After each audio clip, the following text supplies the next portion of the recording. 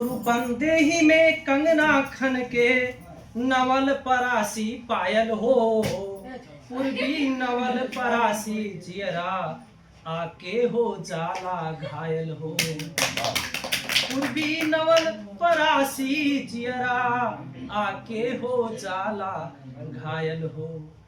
चितवन में चित खुश हो जाला, चितवन में चित खुश हो जाला, रोवा रोवा पर्राला हो।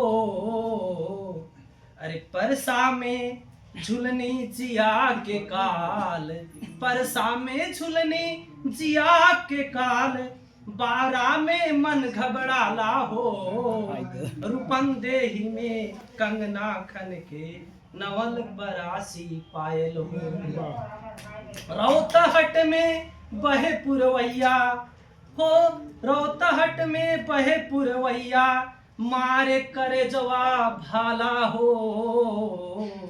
अरे रूपंदेही से रौतहट तक ले भोजपुरिया बोला बाला हो, भोजपुरिया बोला बाला हो।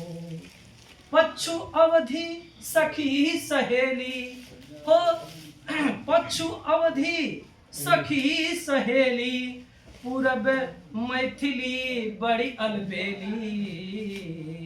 बज्जिका के संग रास रचावे हो, बज्जिका के संग रास रचावे, उत्तर में नेपाली आगे दक्षिण ओर बढ़ेली। लुम्बिनी बागमती मधेश प्रदेश में, भोजपुरिये के बोलबाला देश आप देश में। नेपाल भारत फिजी मॉरिशस और सूरीनाम में, सिंगापुर अमेरिका टोबैगो ट्रिनिडाड में।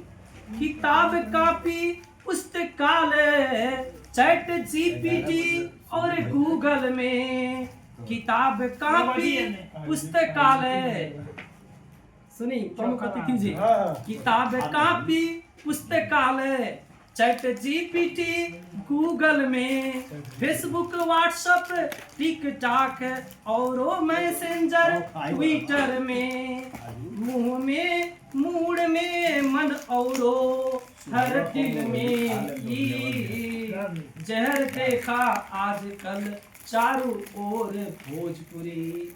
गाना में बजाता फिल्म में और हर साहित्य में, बढ़ रहल बा भोजपुरी लोक सब कर हित में।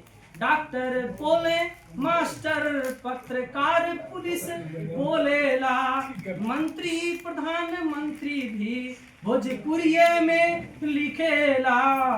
जे बोला था आपन भाषा वो जग में महान बा, भाषा में ज्ञान विज्ञान आ बसल सब कर परान बा।